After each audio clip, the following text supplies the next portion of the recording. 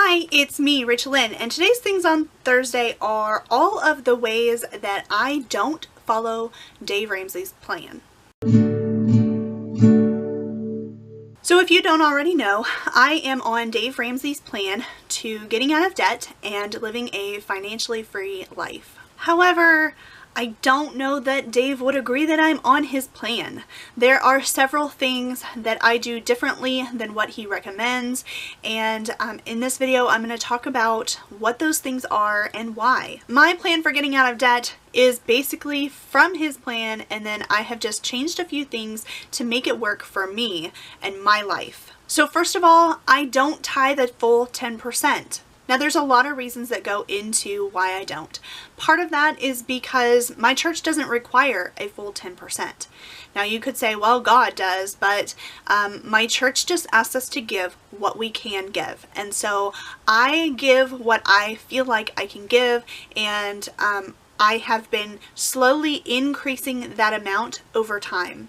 I was coming from a place where I did not tithe at all, even though I knew I should be, and I just felt like I couldn't fit it in my budget. And while I do agree with many people that once you start fitting it in your budget, then other things start falling into place, and I do think that that is true, but I was coming from nothing, and I feel like doing a little bit and increasing that a little bit over time is better than staying stuck at nothing because I feel like it's too much all at once. So right now I'm getting close to, pretty close to about 5% of my tithing. So that's where I am right now. Now I do give in other ways sometimes throughout the year that I don't necessarily consider in that percentage, and so I don't think it makes up for it as far as how much I give, but it is closer to 10% than what I would probably tell you it is, just because I don't count that percent. I don't count that extra in the percentage. The next way that I differ is I don't have $1,000 in my emergency fund. I actually technically have $500 in my emergency fund because my living situation is very secure, my job is very secure, and I have a salary, so I know exactly how much I'm going to get paid every single time, 12 months out of the year. However, I guess I could also say that I technically have a little bit more in emergency fund because I do have sinking funds that incorporate car repairs and a laptop fund and things that I might consider an emergency if they happen to me. Then I guess you could say that I have more than 500, maybe even more than 1,000, although maybe probably not quite yet because I did have a major car repair last year. But once those savings gets up a little bit more, then I will have more than that. But $1,000 in an emergency fund is something that I actually disagree with Dave on, mainly because $1,000 today is not the same as $1,000 25 years ago when he first started saying put $1,000 in an emergency fund. Now I just did a video on Tuesday all about how much you should have in your emergency fund, and so if you want to go check out that video, please do so, because it goes into more detail on how I differ for how much should be in my emergency fund and even how much should be in your emergency fund. The next way I differ from Dave is that I don't really use much cash. I use my card for almost all of my purchases. Maybe I spend a little bit more, maybe I don't, because I do budget and do very well trying to stay within budget. And if I go over in one category, it comes from another category. So it's kind of like passing envelope money around, which I know a lot of people do. So maybe I spend a little bit more with my card, maybe I don't. It's kind of hard to say for sure, but I do pretty well staying in budget. But what I like about using my card compared to cash is that I have a paper trail. I can check online, I can see what I spent where and how much it was exactly. With cash, I could keep receipts, but I'm not very good at keeping them and I lose them very quickly. And I'm sure that I could come up with a good system for keeping track of them, but really, like, I don't like the fact that they can get lost. On the computer, online, through my bank, I can't lose that. The next way I differ from Dave's plan is that I have an eating out budget and a spending budget for me to spend on anything that I want. Dave is always saying you should not see the inside of a restaurant unless you're working there.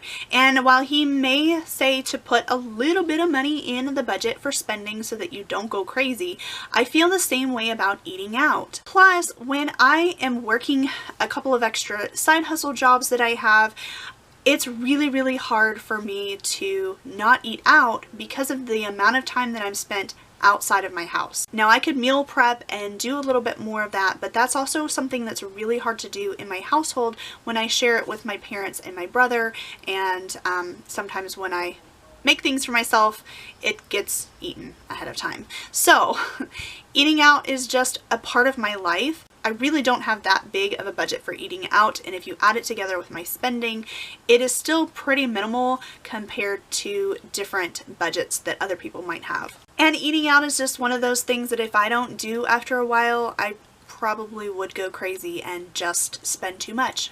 The next way that I differ from Dave's plan is that I still, while in baby step 2, contribute to my 401k. I am very blessed that my place of employment gives me an automatic 4% in my 401k, but they also offer an optional match of up to 2%. So I actually put in 2% to get 6%. I think that's a pretty good deal. They do also offer a half match up to, I don't know, a few percent more, but I have opted not to do that because the 2% I think is somewhere about like $30 a month or somewhere in there. So it's really not that much. And I feel like that extra money that I'm stocking away right now in my retirement is going to be much more beneficial than an extra $30 a month going towards debt. I really cannot stand the idea of leaving free money on the table when there is a match for my 401k. Now, if they matched more, like if they matched up to like 10% or something like that, I might not put a full 10% of my own in there.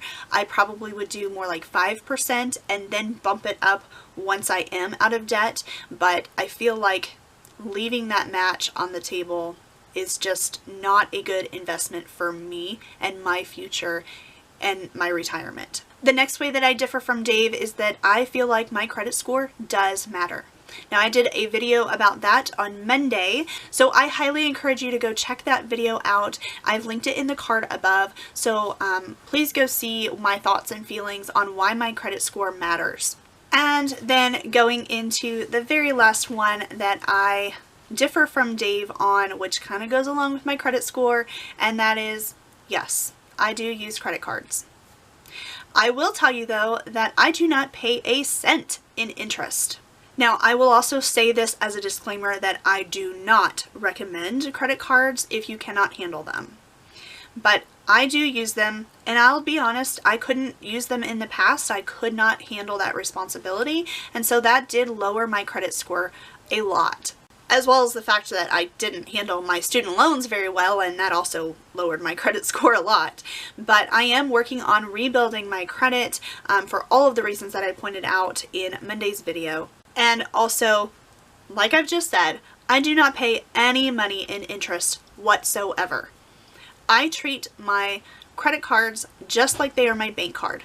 If I don't have the money in the bank, I don't make that purchase. I also use my credit cards because they offer % cash back, and so to me that's kind of like, all right, well, I'm gonna get this extra money from them and that will help me and gives me a little bit of an extra income somewhat. Now, I know that the cash back is actually one of those tricks that the credit card companies get you to spend more, but I really don't think that it does. Now, there are times where like I will make a purchase and have my friend or family member pay me the cash, and that gives me a little bit of cash in my wallet, which I do, you know, keep a little cash just for little things here and there. Sometimes I have to pay somebody back for something, or, you know, somebody will go get lunch and I need to give them money right away. So it is nice to have cash on me, but I don't typically use cash like in stores and things like that, unless I've gone over budget in a certain category and I want to spend a little bit more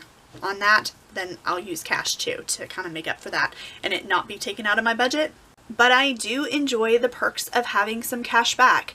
Now, I kind of avoided this topic all last year, but if you saw any of my end of the month budget recaps, then you will actually notice that sometimes, a lot of times, I had a Capital One bonus, and I just kind of left that in there. No one ever asked me about it, but those bonuses were actually cash back. If you would like to know more about how I handle my credit cards, I can definitely do another video on this. I have really thought about this, and I would love to talk to you more in detail about how I use my credit cards and how I make sure that I stay responsible with them. So please leave me a comment down below. Let me know if you would like me to do an additional video on this. So those are all of the ways that I differ from Dave. There are probably more because I don't agree with everything that he says 100% all the time.